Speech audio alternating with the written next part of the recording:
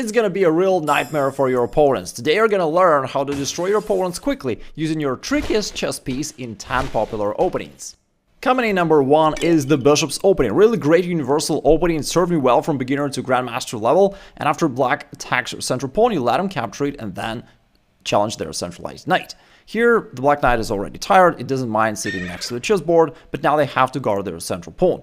d6 seemed to do the job, but now, as promised, here comes a nightmare. You sacrifice the knight, hitting their f7 pawn and then the bishop. And the problem for black now is they can't get the king out, because in this case, they're gonna lose the queen on d8. And if they try to hold on to the defense of the queen, then you just throw the bishop out, and now due to the skewer, you win the queen and the game.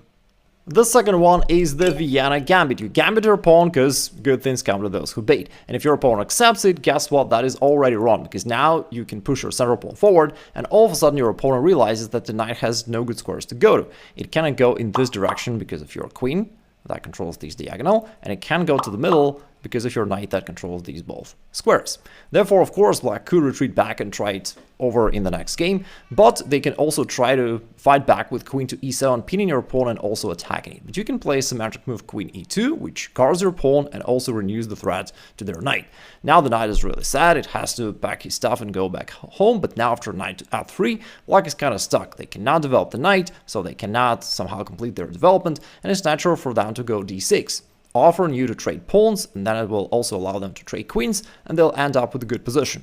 But it's a nightmare variation, right? Once again, we throw in our trickiest chess piece. The queen has to go now, and then you sacrifice the knight right here on c7, and on the next turn, all of a sudden, it's a discovered check. You grab their queen and win. The next one is probably the most satisfying chess opening trap you could ever play. Here in the Ponziani opening, you want to grab the center, they attack your pawn, but you let them capture it once again, and then you play d5, countering their knight. The knight moves, now you grab their pawn, and now the material balance is equal, and it's very natural for black to play d6, trying to attack your knight, also to open this diagonal for their bishop, but it is a blunder, because you can play bishop to b5, a sudden counterattack that ruins their plan. They cannot easily cover with the bishop because you just take it, and notice that your bishop is guarded by the same annoying knight. They would have to give up the queen, so let's take it back. Instead, they're going to play pawn c6, but now you simply take it, sacrificing this knight on e5. They certainly should not take it. In this case, pawn takes b7 would be deadly. That's a discovered check, plus you're going to grab their rook and promote. This is totally bad, but other than that, there's not much your opponent can do. They cannot easily trade everything on c6, because in this case, you bring in this real octopus that attacks pretty much everything in their position and you win the game. However, if you're facing a little more advanced opponent, they may come up with a really tricky move queen to b6. And at first it seems like merely an attempt to attack your bishop and maybe this pawn on c6, but then you think, well, it's not a problem, because after pawn takes, that's a discovered check, plus I'm still hitting the rook in the corner, I'm gonna take it, promote, I'm winning easily, right? Your opponent plays another weird move, king to d8, but now you gotta be really careful. He's trying to seduce you to grab and promote a new queen, which looks winning, but in fact, it blunders mate in 1 after queen takes f2. That's why I said that queen b6 is extremely tricky. But now instead, you gotta take on f7 with a check. Your bishop controls this diagonal, therefore the king must go here. And now, this is really a nightmare 3.0. You bring in the third knight, you deliver a royal fork, and you win the game. This time you're playing black, and here against the Ruy Lopez opening, you initially develop and all of a sudden move your knight forward. Your opponent tries to attack it, but you respond with pawn to h5, known as a fishing pole trap. Now, it's really old stuff, but up to this day, it remains to be White's most popular choice to grab this knight on g4, but that is wrong. That was a high-calorie knight. Really bad idea for White. After the recapture, you attack their knight on f3, but more importantly, you now have this open file for your rook. And after that, after White's knight goes anywhere, notice they can't go here because of your queen. And so if the knight goes here or here, doesn't matter. You bring your queen out, form this battery, and now White is totally defenseless. You're going to bring your queen forward and checkmate White. If they try to escape, you just lock the door and then execute the very same threat. After the knight moves, queen h1 is a checkmate. The next one is really cool, my favorite stuff. This is really one of the most common chess opening mistakes of all. Now you attack this pawn, if they lightheartedly defend it, this move all of a sudden turns out to be an inaccuracy. At this point you can land him a knight for one move and then get it back with interest. Thanks to this double attack you're going to get your piece back. Now at this position your opponent needs to find a precise move bishop to d3 which maintains a balanced position. However, most of your opponents will play a much more obvious move bishop takes d5 because they want to get at least a pawn for their piece, but this is significant inaccuracy. Now after queen takes d5, you hit their knight and basically obtain a positional dominance where you've got a great chances of winning this game. For example, if they move the knight back and attack your queen, they dismarry, you just drop the queen back one square and then you bring the bishop out to g4 and you have a superior position. Now I know it doesn't look like you're winning the game, but in reality you're close to being winning thanks to all the positional advantages that you've already accumulated. You have dominance in the center, you have this outpost for your knight, you pin their knight on f3, you have two bishops advantage, after you castle queenside you also have more space, and this semi-open file for your heavy pieces. Like all things combined, make sure that you dominate and your opponent has no counterplay anyways. By the way, if you don't feel confident in positional play and all these things, and you're not sure how to use them properly, I've got a free masterclass about that, you can check it out later, I'll drop the link down below in the description. But for now, let me just tell you that if your opponent tries h3, all of a sudden you can combine this trap with the previous one we talked about before, the fish and pole trap. You can see that it's a really universal stuff.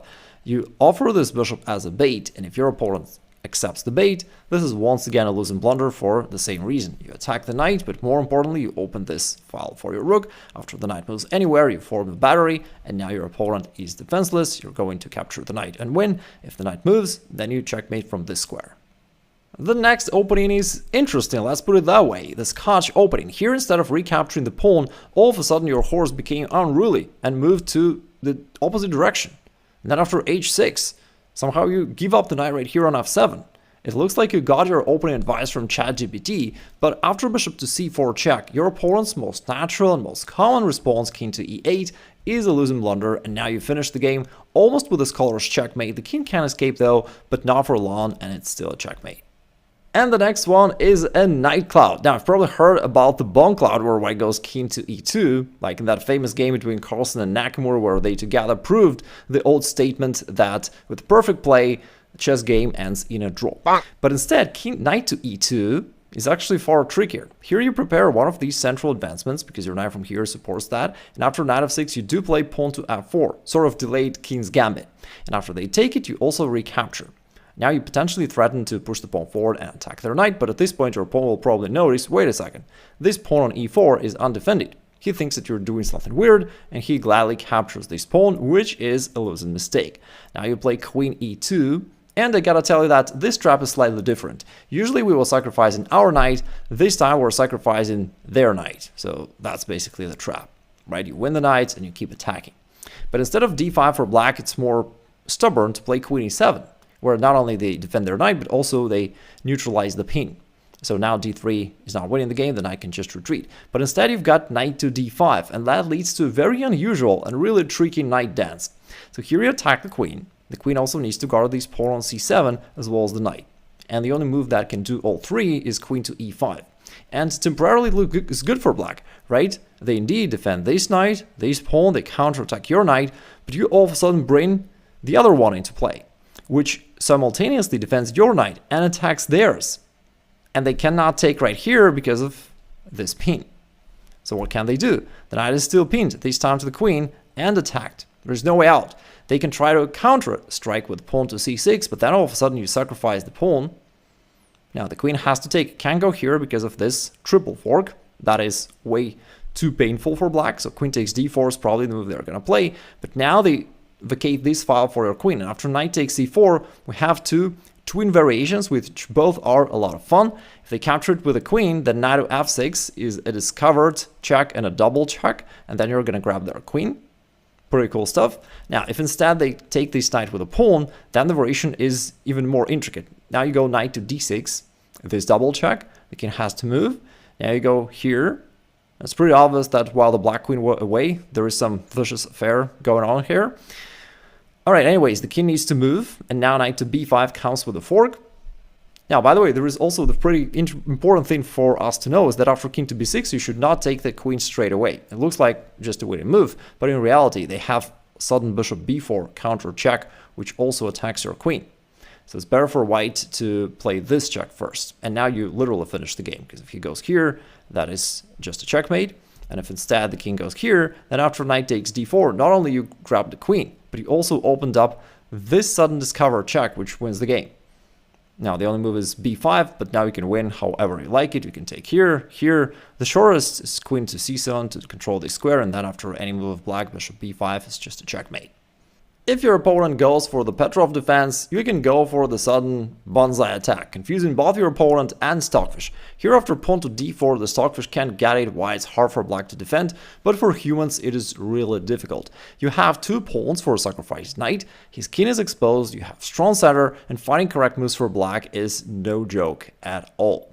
Just to give you an idea, Stockfish says that black should play here, ready? Pawn c5, capture pawn d5. Like, this is something totally out of this world, no humans would ever play that, but in reality you have a great chance. You're gonna play bishop c4 check, not like this, and you have great attacking potential here. Moreover, lots of your opponents will notice that this pawn on e4 is hanging, they're gonna capture it, but now queen to h5 basically wins the game.